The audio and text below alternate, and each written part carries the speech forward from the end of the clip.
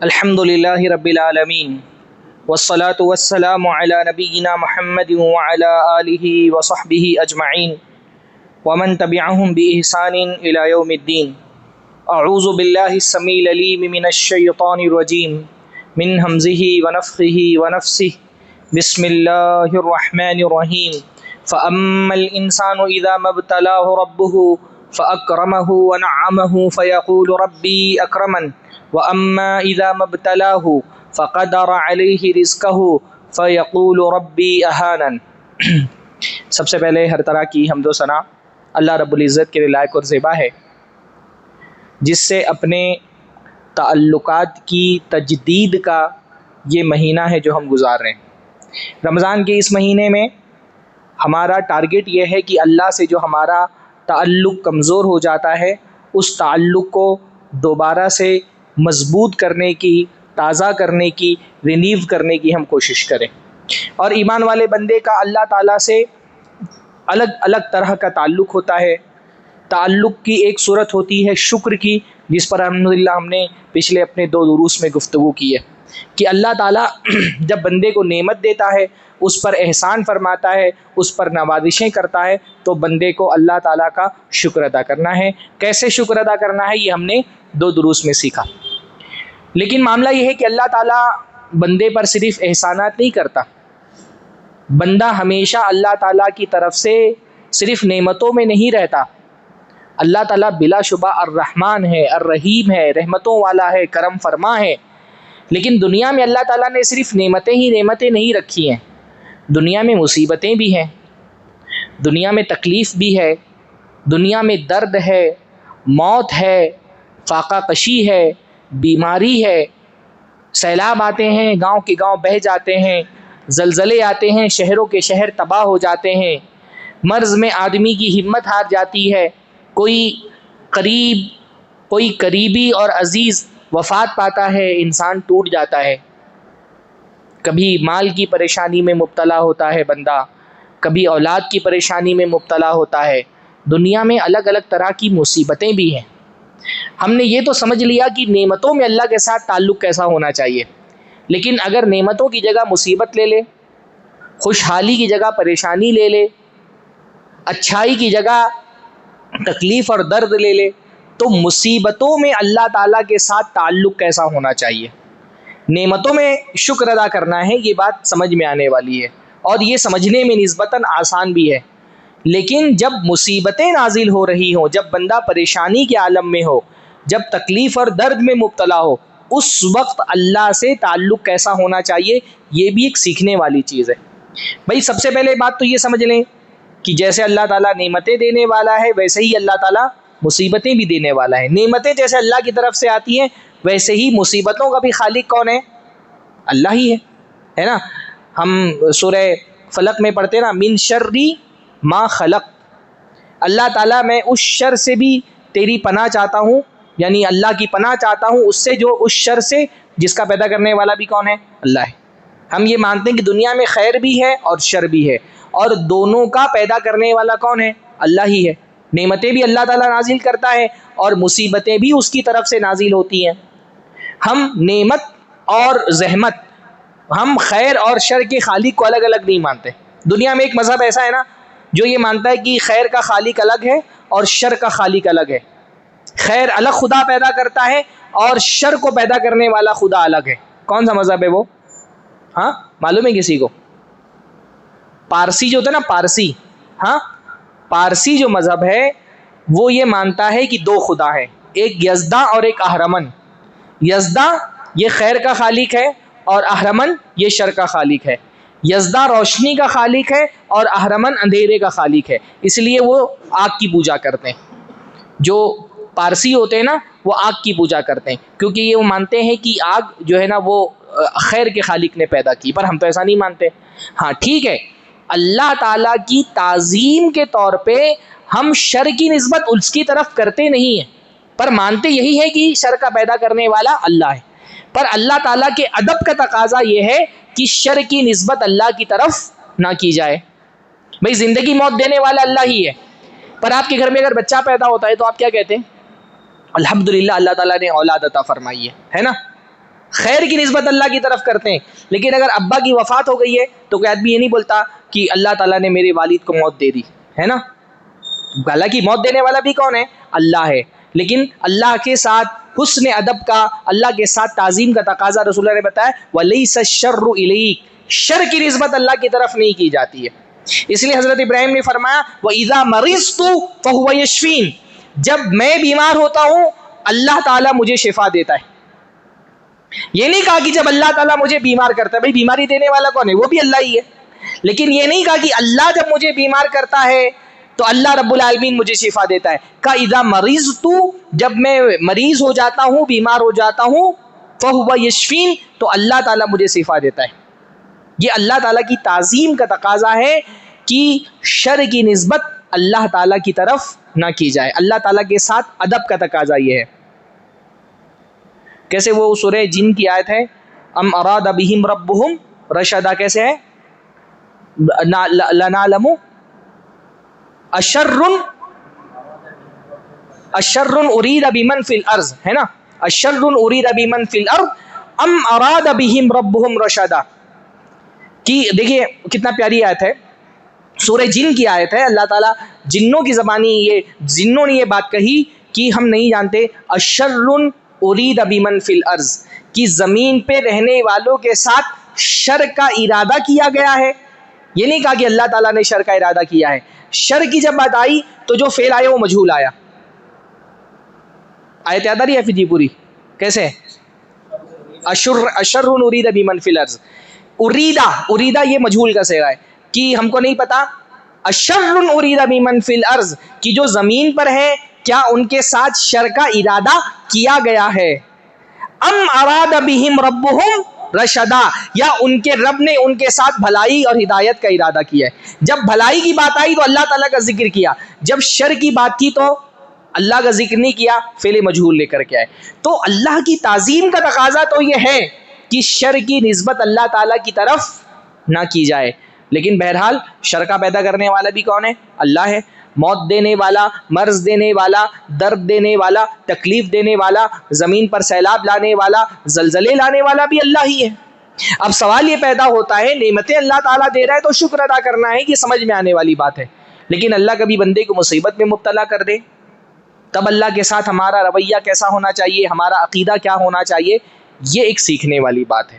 کہ مصیبت میں, کیونکہ زندگی میں ہمارے بھی دونوں پہلو آتے ہیں, کبھی ہم نعمت میں ہوتے ہیں, کبھی ہم زحمت میں ہوتے ہیں, کبھی ہم اللہ تعالیٰ کی طرف سے نوازشوں میں ہوتے ہیں, اور کبھی اللہ تعالیٰ کی طرف سے سختیاں بھی آتی ہیں. تو سختیوں میں اللہ کے ساتھ ہمارا تعلق کیسا ہونا چاہیے, یہ ہم انشاءاللہ تعالیٰ آج کے درس میں سیکھیں گے. مصیبتوں میں اللہ کے ساتھ تعلق کیسا ہونا چاہیے, یہ سیکھنے کے لیے یہ سمجھنا ضروری ہے کہ آخر مصیبتیں آتی ہی کیوں ہیں. اللہ تعالیٰ تو رحمان و رحیم ہے نا, تو دنیا میں نعمتیں ہی نعمتیں ہونی چاہیے تھی, نعمتیں ہی نعمتیں ہونی چاہیے تھی. آخر دنیا میں مصیبت کیوں ہے, تکلیف کیوں ہے, درد کیوں ہے, پریشانیاں کیوں ہیں, یہاں پر راحت ہی راحت کیوں نہیں ہے, رحمت ہی رحمت کیوں نہیں ہے, یہ سیکھنا بہت ضروری ہے. اس کو فلسفی کی زبان میں کہتے ہیں پرابلم آف ایول, کہ دنیا میں ایول ہے کیوں, ایگزسٹ کیوں کرتا ہے ایول, دنیا میں مصیبتیں ہیں ہی کیوں. جب ہم یہ سمجھ لیں گے تو ہم کو یہ سمجھ میں آئے گا کہ مصیبت میں ہمارا اللہ کے ساتھ تعلق کیسا ہونا چاہیے. دنیا میں مصیبت کی سب سے پہلی اور سب سے بنیادی وجہ یہ ہے کہ اللہ نے دنیا میں مصیبتیں ہماری آزمائش کے لیے رکھی ہیں. دنیا نتیجے کی جگہ نہیں ہے, امتحان کی جگہ ہے. یہاں ہم سب ایک امتحان سے گزر رہے ہیں, اور اللہ تعالیٰ دو طرح سے بندوں کا امتحان لیتا ہے. کبھی اللہ بندے کو نعمت دے کر کے اس کا امتحان لیتا ہے, اور کبھی اللہ تعالیٰ بندے کو مصیبت میں مبتلا کر کے اس کا امتحان لیتا ہے. دنیا آزمائش کی جگہ ہے.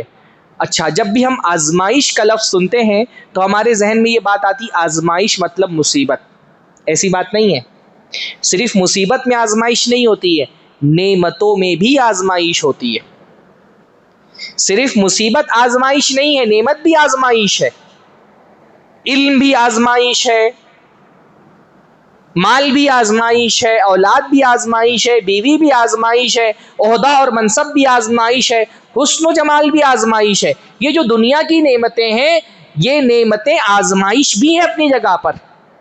ہم جب بھی آزمائش کا لفظ سنتے ہیں ہم کو لگتا ہے آزمائش مطلب مصیبت، نہیں، نعمت بھی آزمائش ہوتی ہے۔ اللہ نے قرآن مجید میں فرمایا فَأَمَّا الْإِنسَانُ إِذَا مَبْتَلَاهُ رَبُّهُ فَأَكْرَمَهُ وَنَعَّمَهُ فَيَقُولُ رَبِّي أَكْرَمَنِ، کہ انسان کو جب اللہ رب العالمین نعمتیں عطا فرماتا ہے، مصیبت اللہ اما الانسان اذا مبتلاه ربه، انسان کی جب اللہ تعالی آزمائش کرتا ہے تو آزمائش کے لیے پہلا مرحلہ کیا ہوتا ہے؟ فاکرمه ونعمه، اس کو بہت نعمتیں دیتا ہے، بہت کرم فرمائیاں اس پر کرتا ہے۔ امتحان کا ایک طریقہ یہ بھی ہوتا ہے، اللہ نعمتیں دے کر کے آزماتا ہے۔ فیقول ربی اکرمن، تو وہ کہتا ہے میرے رب نے مجھ پر بڑا کرم کیا۔ وَأَمَّا إِذَا مَبْتَلَاهُ فَقَدَرَ عَلَيْهِ رِزْقَهُ، اور جب ابتلا کا، آزمائش کا دوسرا دور شروع ہوتا ہے اور اللہ رزق میں تھوڑی سی تنگی کر دیتا ہے تو اللہ تعالیٰ سے خفا ہو جاتا ہے اور کہتا ہے ربی اہانن، میرے رب نے میری توہین کی، میری اہانت کی۔ تو نعمتیں بھی آزمائش ہوتی ہیں۔ اللہ تعالیٰ بندے کو نعمت دے کر کے آزما رہا ہوتا ہے کہ نعمت ملنے کے بعد بندہ اللہ کا شکر کرتا ہے یا گھمنڈ میں مبتلا ہو جاتا ہے۔ کل میں نے بتایا نا، دو طرح کے رویے ہوتے ہیں نعمت ملنے کے بعد۔ کچھ لوگ وہ ہوتے ہیں نعمت ملی، نعمت کو اللہ کی طرف منسوب کرتے ہیں، حضرت سلیمان علیہ السلام کی طرح، ھذا من فضل ربی، یہ میرے رب کا فضل ہے۔ ذوالقرنین کی طرح، ذالک رحمت من ربی، یہ میرے رب کی رحمت ہے۔ اور کچھ لوگ وہ ہوتے ہیں جو نعمت ملنے کے بعد گھمنڈ کرنے لگتے ہیں، فرعون کی طرح، الیس لی ملک مصر وھذی الانہار تجری من تحتی، یہ مصر کی بادشاہت میری ہے، یہ نہریں میرے حکم سے جاری ہو رہی ہیں، اپنا سمجھنے لگتے ہیں، فیل ہو جاتے ہیں لوگ۔ تو کچھ لوگوں کو اللہ تعالیٰ نعمتیں دے کر کے آزماتا ہے اور کچھ لوگوں کو اللہ مصیبت میں مبتلا کر کے آزماتا ہے۔ مصیبتیں آنے کا سب سے پہلا سبب ہے اللہ تعالیٰ بندے کے ایمان اور اللہ تعالیٰ کے ساتھ اس کے تعلق کو چیک کر رہا ہوتا ہے کہ میں نے نعمتیں دی، تب تو اس کا اللہ سے تعلق بہت اچھا تھا، اب میں اس کی حالت تبدیل کرتا ہوں۔ نعمتوں کی جگہ مصیبتیں آ جاتی ہیں، رحمتوں کی جگہ زحمتیں آ جاتی ہے، خوشحالی کی جگہ بدحالی آ جاتی ہے۔ اب اللہ کا مخلص بندہ وہ ہے جس کی حالت تبدیل ہونے سے اللہ سے اس کا تعلق تبدیل نہ ہو۔ اخلاص کی علامت کیا ہے؟ حالت تبدیل ہو تو تعلق تبدیل نہ ہو۔ اللہ تعالیٰ جب تک یہ نعمتیں دے رہا تھا تب تو اللہ کا بہت شکر ادا کر رہا تھا، اور اللہ تعالیٰ نے تھوڑی سی حالت تبدیل کی تو اللہ سے خفا ہو گیا، اللہ سے شکوے شکایتیں کرنے لگا۔ جب تک اللہ تعالیٰ نعمتیں دے رہا تھا، اللہ کے در پہ پڑا ہوا تھا، اور تھوڑی سی مصیبت آئی، تھوڑی سی پریشانی آئی تو اللہ کا در چھوڑ کر کے غیر اللہ کے در پہ پہنچ گیا۔ حالت تبدیل ہونے سے جس کا تعلق تبدیل ہو جائے اللہ سے، وہ اللہ تعالیٰ کے امتحان میں ناکام ہو جاتا ہے، فیل ہو گیا یہ بندہ۔ اس کو اللہ نے نعمت دی تھی تو بڑا شکر گزار تھا، تھوڑی سی مصیبت آئی، سارا تعلق اللہ کے ساتھ اس نے اپنا خراب کر دیا، توڑ لیا، غیر اللہ کے در پہ پہنچ گیا، شکوے شکایتیں کرنے لگا، اللہ سے ناراض ہو گیا، اللہ سے اپنے خفا ہونے کا اظہار کرنے لگا۔ یہاں بندہ اللہ تعالیٰ کے ساتھ اس کے امتحان میں فیل ہو جاتا ہے۔ اسی بات کا اللہ سے، اللہ اپنے ساتھ تعلق کا، بندے کے ایمان کا، بندے کے توکل کا، بندے کے محبت کا امتحان لینے کے لیے اس کو مصیبت میں ڈالتا ہے کہ مصیبت میں بھی میرے ساتھ ویسا اخلاص دکھاؤ جیسا نعمتوں میں تمہارے ساتھ تھا، مصیبتوں میں بھی اپنے تعلق کو ویسے ہی قائم رکھ کر کے دکھاؤ اللہ سے جیسا تم نے رحمتوں میں اللہ تعالیٰ کے ساتھ تعلق کو قائم کر کے دکھایا تھا۔ تو مصیبتیں اللہ تعالیٰ کی طرف سے ہمیشہ اللہ کی ناراضگی کا سبب نہیں ہوتی ہیں۔ بہت سارے لوگوں کو لگتا ہے میں مصیبت میں ہوں، اس کا لازمی مطلب ہی کہ اللہ مجھ سے ناراض ہے، نہیں۔ اللہ تعالیٰ تو اپنے چہتے بندوں کو زیادہ ہی مصیبت میں مبتلا کرتا ہے، کیونکہ اللہ تعالیٰ ان کا امتحان لے کر کے ان کو اعلیٰ درجے پر لے جانا چاہتا ہے، تو ان کو مصیبت میں مبتلا کر کے ان کے ایمان اور ان کے توکل کا امتحان لے کر کے ان کے درجات اللہ بلند کرتا ہے۔ اس لیے اللہ کے نبی نے فرمایا ان اللہ اذا احب قوما ابتلاہم، اللہ رب العالمین جب کسی سے بڑی محبت کرتا ہے تو اللہ اس کو مصیبت میں ڈال دیتا ہے۔ اللہ کا معاملہ الگ ہے، ہم جب کسی سے بڑی محبت کرتے ہیں، ہم اس پر نعمتیں کرتے ہیں، اس پر نوازشیں کرتے ہیں، اللہ جب کسی سے محبت کرتا ہے تو اللہ تعالیٰ اس کے ایمان کو، اس کے توکل کو، اس کی محبت کو، اس کے تعلق باللہ کو اللہ تعالیٰ آزماتا ہے. اس لیے آپ دیکھیں حضرت ابراہیم علیہ السلام کا مرتبہ بہت بلند ہے، پر یہ بلند مرتبہ ایسے ہی تھوڑی ملا. وَإِذِ ابْتَلَىٰ إِبْرَاهِيمَ رَبُّهُ بِكَلِمَاتٍ فَأَتَمَّهُنَّ. اللہ تعالیٰ نے ابراہیم کو ایسے ہی اتنا بڑا مرتبہ نہیں دے دیا، اللہ نے پہلے ابراہیم کو آزمایا. بِكَلِمَاتٍ، بہت ساری آزمائشوں سے گزارا. توحید کی وجہ سے بڑی بڑی مصیبتیں ان کی زندگی میں آئیں، اپنا گھر بار چھوڑنا پڑا، اپنا خاندان چھوڑنا پڑا، آگ میں ڈالے گئے، ہجرتیں کی، بیوی کی عزت کو رسک پر ڈالا. جب مصر پہنچے تھے تو اللہ تعالیٰ نے اولاد دی، اور پھر اولاد کی بھی قربانی اللہ تعالیٰ نے طلب کر لی. ایک بڑی سے بڑی، چھوٹی سے چھوٹی کتنی آزمائش ہے. ایک آزمائش یہ بھی ہوئی کہ آخری عمر میں، بڑھاپے کی عمر میں ان سے کہا گیا ختنہ کرو اپنا. اب کیونکہ کوئی اور مسلمان موجود نہیں تھا ختنہ کرنے کے لیے، انہوں نے اپنے ہاتھ سے کلہاڑی سے اپنا ختنہ کیا.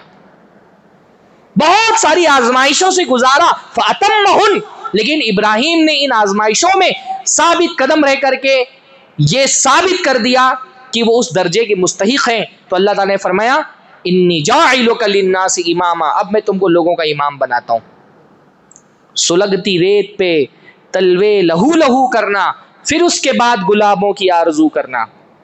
پہلے امتحانات کے اس دور سے گزرنا پڑتا ہے، اپنے تعلق کو اللہ کے ساتھ، اپنی محبت کو، اپنے رشتے کو ثابت کرنا پڑتا ہے، تب جا کر کے اللہ تعالیٰ اونچا مقام دیتا ہے. اس لیے بندہ اگر مصیبت میں مبتلا ہو، اس کو یہ نہیں سوچنا چاہیے اللہ تعالیٰ لازماً مجھ سے ناراض ہے. مصیبتیں یہ دیکھنے کے لیے آتی ہیں کہ ہمارا ایمان کتنا پختہ ہے. مصیبتیں نہ آئیں تو مومن اور مخلص میں کوئی فرق ہی نہیں ہو پائے گا نا.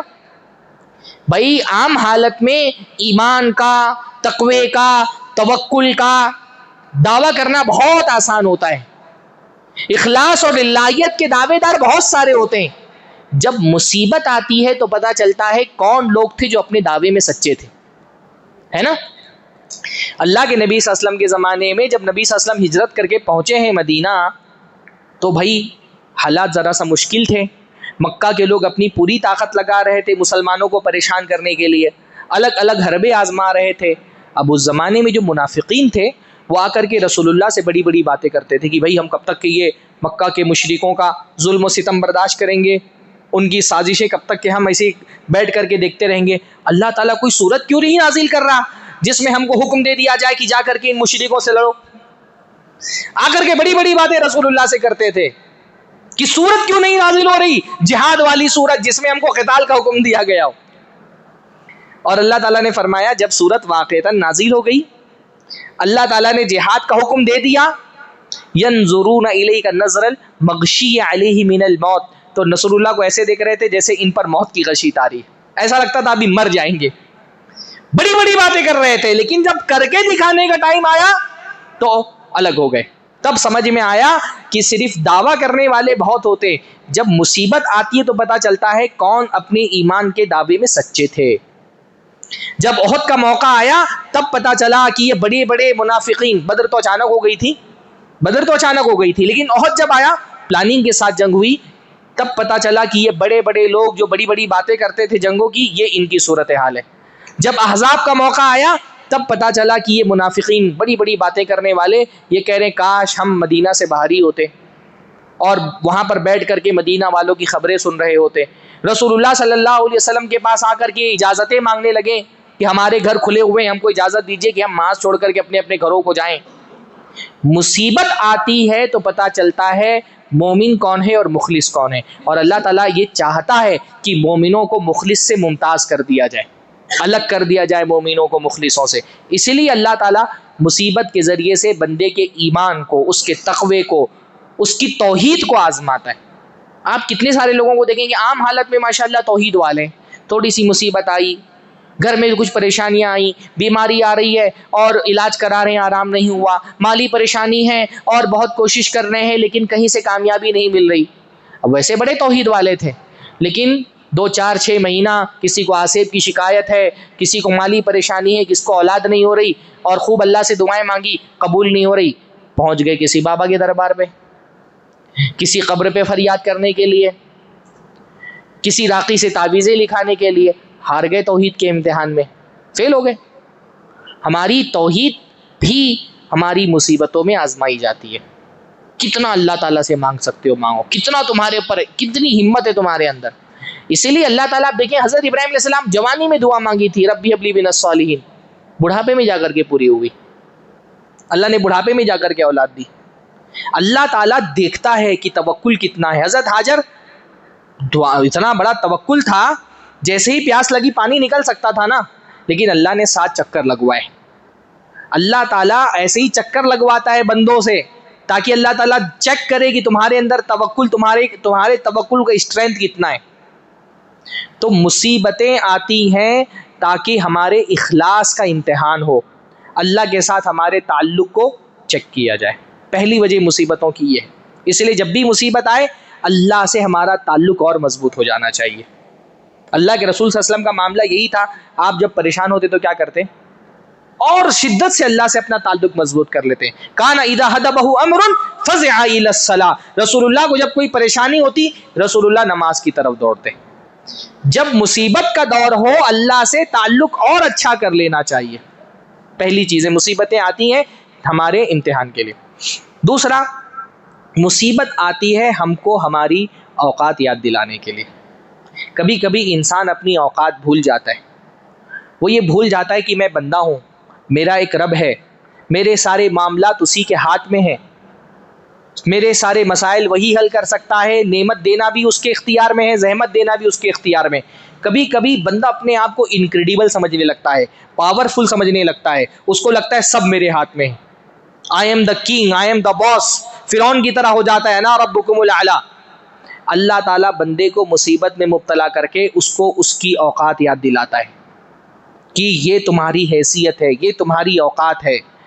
بعض اہل علم نے بڑی پیاری بات کہی ہے، امام سفیان ثوری سے بھی، غالباً حضرت علی سے بھی یہ بات منقول ہے کہ عرفت ربی بفسخ العزائم، میں نے اپنے رب کو اپنی پلاننگ، اپنے ارادوں کے فیل ہو جانے سے پہچانا۔ میں اللہ تعالیٰ کی معرفت کیسے ملی؟ کبھی کبھی اللہ تعالیٰ کی معرفت بہت پرسنل لیول پہ آدمی کو ملتی ہے، اپنے ذاتی تجربات سے ملتی ہے۔ تو وہ کہتے ہیں میں نے اپنے رب کو اپنی پلاننگ کے فیل ہو جانے سے پہچانا، کہ میں نے ایک چیز کو بہت پلان کر کے رکھا تھا اچھے سے، اور مجھے لگا تھا کہ میں اس کو آسانی سے کے ساتھ ایگزیکیوٹ کر لوں گا، لاسٹ مومنٹ پہ میری ساری پلاننگ دھری کی دھری رہ گئی، ہاں میرے سارے عزائم اور ارادے فیل ہو گئے۔ مجھے سمجھ میں آ گیا ساری چیزیں میرے اختیار میں نہیں ہیں، میرے اوپر میرا رب ہے، وہ میرے معاملات کو کنٹرول کر رہا ہے۔ میں کتنی بھی پلاننگ کر لوں، اگر اس کی مرضی نہیں ہوگی، میری پلاننگ کی کوئی حیثیت نہیں ہے۔ بندے کو اللہ تعالیٰ مصیبت میں ڈال کر کے یہ دکھاتا ہے کہ تم بندے ہو، اپنے آپ کو خدا مت سمجھ لینا۔ اسی لیے جب بندے کو مصیبت آتی ہے نا، اس کو پتا چلتا ہے یہ ہے میری اوقات۔ ہاں اللہ تعالیٰ نے قرآن میں فرمایا فَلَوْلَا إِذَا بَلَغَتِ الْحُلْقُومَ وَأَنْتُمْ حِينَئِذٍ تَنظُرُونَ، کہ ذرا بتاؤ ایسا کیوں نہیں ہوتا جب تمہارا کوئی عزیز، تمہارا چہیتا، تمہارا محبوب تمہاری آنکھوں کے سامنے دم توڑ رہا ہوتا ہے۔ فَلَوْلَا إِذَا بَلَغَتِ الْحُلْقُومَ، اس کی جان اس کے نرخرے تک، اس کے گلے تک پہنچ چکی ہوتی ہے۔ وَأَنْتُمْ حِينَئِذٍ تَنظُرُونَ، تم اپنی آنکھوں کے سامنے اپنے چہیتے کو مرتا ہوا دیکھ رہے ہوتے ہو۔ وَنَحْنُ أَقْرَبُ إِلَيْهِ مِنْكُمْ وَلَكِنْ لَا تُبْصِرُونَ، ہم تم سے زیادہ اس کے قریب ہے پر تم ہم کو دیکھ نہیں سکتے۔ فَلَوْلَا إِن كُنْتُمْ غَيْرَ مَدِينِينَ، تو تم کو اگر یہ لگتا ہے کہ تم کسی کے تابع فرما نہیں ہو، کوئی تمہارا خدا نہیں ہے، کسی پر تمہارا بس نہیں چلتا ہے، ساری چیزیں تمہارے کنٹرول میں ہیں، تم کو اپنی سائنس اور ٹیکنالوجی پہ بڑا گھمنڈ ہے، تم کو لگتا ہے ہر چیز تمہارے ہی ہاتھ میں ہے، ترجعونہا ان کنتم صادقین، اس مردہ جان کو جو تمہارے آنکھوں کے سامنے پڑی ہوئی ہے، یہ لاش جو تمہارے باپ کی ہے، تمہاری ماں کی ہو سکتی ہے، تمہارے دوست کی، تمہاری بیوی کی، تمہارے شوہر کی، تمہارا اپنا بچہ لاش کی شکل میں تمہارے سامنے پڑا ہوا ہے۔ اللہ فرماتا ہے اگر کوئی تمہارا خدا نہیں، کوئی تمہارا رب نہیں، کوئی تمہارا خالق مالک نہیں، کوئی تم پر کنٹرول کرنے والا نہیں ہے، ساری چیزیں تمہارے ہی کنٹرول میں ہیں، ترجعونہا ان کنتم صادقین، واپس زندہ کر کے دکھاؤ، اس کی روح کو واپس لا کر کے دکھاؤ، اس کی جان دوبارہ اس کے جسم میں ڈالو اگر تم اپنے دعوے میں سچے ہو۔ جب ہم موت اپنی آنکھوں کے سامنے دیکھتے ہیں نا، ہم کو پتا چلتا ہے ہماری کیا حیثیت ہے۔ ہمارے ایک بہت دور کے رشتہ دار تھے، ان کو اچانک 40-45 سال کی عمر میں کینسر کی خبر ملی ان کو کہ کینسر ہو گیا۔ پیسے والے تھے ماشاءاللہ، بہت اللہ تعالیٰ نے کروڑ پتی تھے، بہت نوازا تھا اللہ تعالیٰ نے۔ ہاسپٹل گئے تو ڈاکٹر سے کہا میں پانی کی طرح پیسہ بہانے کو تیار ہوں، بس میری جان بچا لو، آپ میری جان بچا لو، میں پانی کی طرح پیسہ بہانے کو تیار ہوں۔ نہیں بچا سکے، ڈاکٹر کے ہاتھ میں جان بچانا نہیں تھا، نہیں بچا سکے۔ انسان نا جب مصیبت میں مبتلا ہوتا ہے تو اس کو پتا چلتا ہے کہ میں کتنا بے حیثیت ہوں۔ آپ دیکھیں نا، جب کوئی پریشانی آتی ہے جسم پر اور ڈاکٹر کے پاس آدمی جاتا ہے اور ڈاکٹر ہاتھ اٹھا دیتا ہے، ڈاکٹر کہتا ہے اب سب اوپر والے کے ہاتھ میں۔ اب سب اوپر والے کے ہاتھ میں نہیں ہے، تب بھی سب اوپر والے ہی کے ہاتھ میں تھا۔ ہاں، ڈاکٹر لوگ ایسے جواب دیتے ہیں، بولتے ہیں اب تو سب اوپر والے کے ہاتھ میں۔ بھائی اب نہیں، تب بھی سب اوپر والے کے ہاتھ میں تھا۔ پر بندے کو اوپر والا یاد کب آتا ہے؟ جب نیچے والوں سے وہ نا امید ہو جاتا ہے تب۔ جب تک چیزیں اس کے اختیار میں ہوتی ہیں اس کو یاد نہیں آتا کہ میرا بھی ایک رب ہے۔ جب چیزیں اس کے اختیار سے نکل جاتی ہیں تو اس کو یاد آتا ہے ارے ایک رب بھی ہے۔ اب ڈاکٹر کہتا ہے اب تو دوا سے کوئی فائدہ نہیں، اب تو دعا ہی کا سہارا ہے۔ دعا کا سہارا ہمیشہ تھا، لیکن بندے کو اوپر والا تب یاد آتا ہے جب وہ نیچے والوں سے مایوس ہو جاتا ہے۔ پھر بڑے بڑے ترنم خانوں کا اینٹ اور ان کا گھمنڈ نکل جاتا ہے۔ فرعون جیسا شخص بھی جو زندگی بھر کہا انا ربکم الاعلی، میں تمہارا سب سے بڑا رب ہوں، جب ڈوبنے لگا نا تب کہا میں ایمان لایا موسیٰ اور ہارون کے رب پر ایمان لاتا ہوں۔ مصیبت آدمی کو اس کی حیثیت یاد دلاتی ہے نا۔ مشرکین مکہ کو آپ دیکھیں، عام حالت میں 10 معبود بنا کر کے رکھے ہیں، یہ مال دینے والا معبود، یہ اولاد دینے والا معبود، یہ مرض سے شفا دینے والا معبود، یہ جنگوں میں فتح دینے والا معبود، سینکڑوں بتوں کی پوجا کر رہے ہیں۔ لیکن جب سمندر میں سوار ہو رہے ہیں، وَإِذَا رَكِبُوا فِي الْفُلْكِ، جب یہ سمندر میں سوار ہوتے ہیں اور کشتی آ کر کے بھنور میں پھنستی ہے، پھر کوئی معبود یاد نہیں آتا۔ جب مصیبت میں آتے ہیں تو کیا کہتے ہیں؟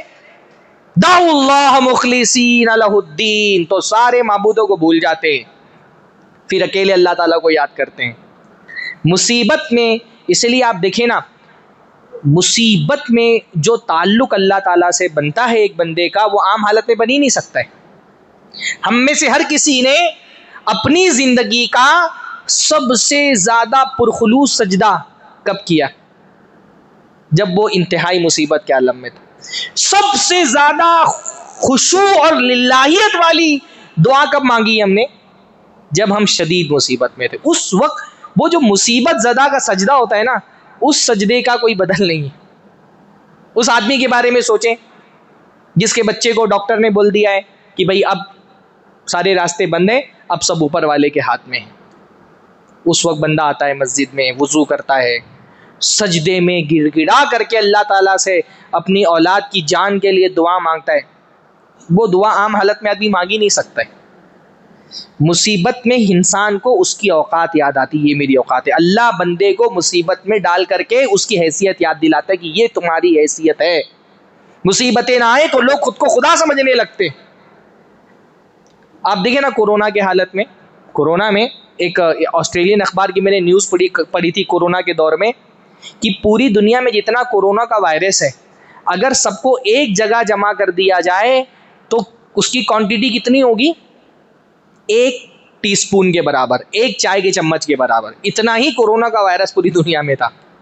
ہاں، اتنا ہی کورونا کا وائرس تھا پوری دنیا کے اندر۔ لیکن کیا حالت ہوئی؟ ہاں، انسان بڑے گھمنڈ میں مبتلا تھا، اس کو اپنی سائنس پر، اپنی ٹیکنالوجی پر، اپنی ترقی پر بہت غرور تھا۔ اللہ تعالیٰ نے 1 چمچ فوج اپنی بھیج دی، کیا حالت ہو گئی ہماری؟